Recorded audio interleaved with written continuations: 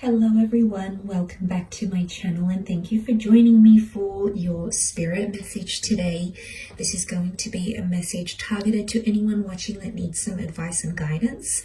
And of course it's going to be a collective message, so if you've clicked on this, regardless of your sign, this reading is going to be for you.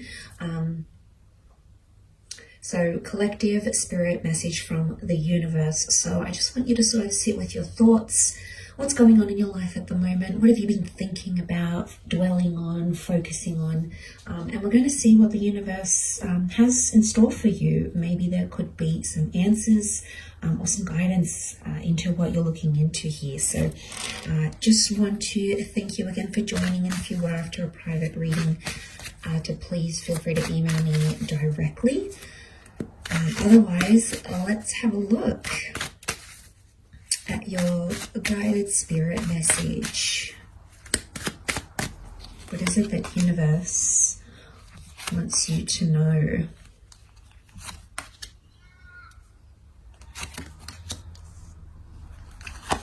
Okay, let's kick it off with the Seven of Swords. Seven of Swords is a betrayal. It's doing things that are taboo or doing things that are wrong or perceived as wrong, taboo, frowned upon, doing something that you're not entirely proud of. So for some of you, you might be thinking about doing this or have done this. Swords point to air signs, so Gemini, Libra, Aquarius. We've got the Seven of Swords looking towards a collaboration or a partnership or relationship of some kind. So some of you might be doing something that goes against your values in terms of a friendship, partnership, or a romantic relationship. And I think it's starting to weigh heavy on you because you're noticing, I might not be doing the right thing by this person or by this contract or by this enterprise or partnership. So I think some of you may be in an energy where you're trying to get away with something here, but it just festers, and I think it's kind of growing and growing, and you're realizing something needs to change or I need to do something about it. It can also be done to you. There might have been a betrayal or a transgression towards you from your significant person, particularly maybe if you're dealing with a Leo partner or a Leo collaborator of some kind. And it's starting to weigh heavy, okay? Something has to change, something has to give. So I feel like some of you are definitely going through the motions, but I think there's a resolution that can come from this, and that may be a sign here. But look, the next card over is the partnership card. So I feel like there's a guided message about a collaboration or a partnership, an important meeting, conversation, or interview, or a relationship that's very much about to be the focus of your life, if it isn't already. It's a beautiful soulmate connection is what I'm seeing. So you're brought with a particular person for a reason. So this is fate, the universe, God bringing you to this person here, which is beautiful. So I think pay attention to the relationships, the people and networking connections and professions that are being made, because I think they are all to guide you. Okay, they are supposed to bring you into your power. It's a Leo energy. So connections, partnerships require initiative or are going to take precedence in your life around this time frame. It could also be an engagement or a partnership of some kind as well. It could be marriage here. There may be proposals coming up, absolutely. The next card over is the Death card, okay, a card of endings or something needing to end. In particular, in this first row, in this top row, there is very much this focus on things that are hidden in the closet. It's a Scorpio energy. Scorpio energy is private, it's hidden, it's things that are sort of behind closed doors, it's things that are underground, it's things that are in the dark rather than in the light. So definitely something about some secrets, things in the closet, coming out of the closet. There's something that you've maybe been suppressing, even if it is on a subconscious level. So you might not even be aware of it, but the universe is trying to bring this to your conscience side, okay? It's wanting you to realize and work through this. But look, it can be an old way of life dying. It can be major changes for a lot of you, or transforming your image, your persona, who you are in the world, how you present yourself. It can be terminating a contract, a relationship, and a lifestyle of sorts. But with that death, it's a transition period. So some of you might feel like you're a little bit in limbo, but you will come out of this. It will pass. You're just probably through the midst of it all, but this won't last forever. Nothing does. This moment shall too pass, and you will be able to reinvent yourself or close off a chapter, but at the same time, reopen it in a very beautiful way.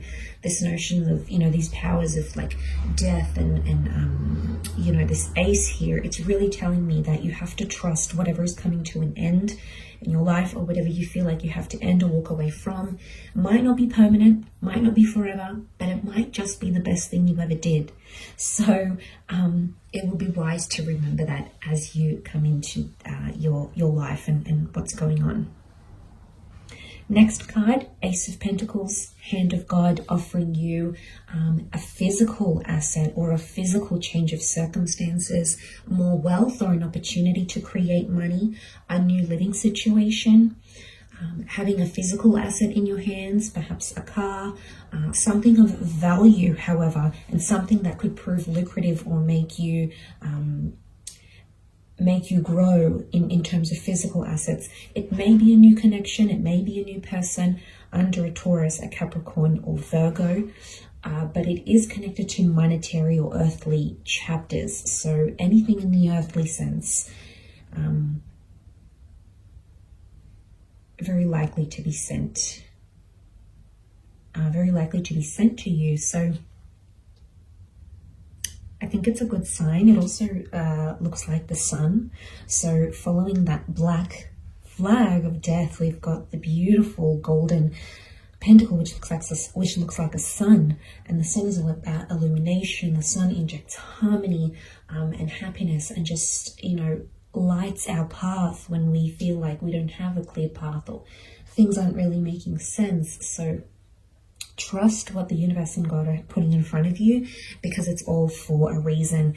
That Ace of Pentacles is literally being handed to the High Priestess, a very strong spiritual card or fertility card. So for a lot of you, big chapters in those areas of your life.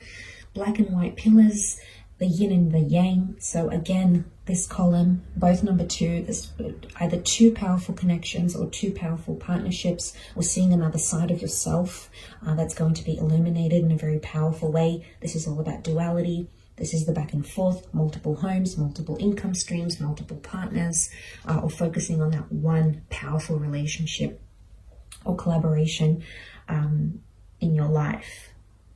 But a very fertile kind of energy, very much a spiritual venture here. So I think a lot of you might meet someone or connect with a person who's going to open up your eyes spiritually, which is very profound, could very much contribute to that change of, you know, self and reinvention with the Death card, absolutely.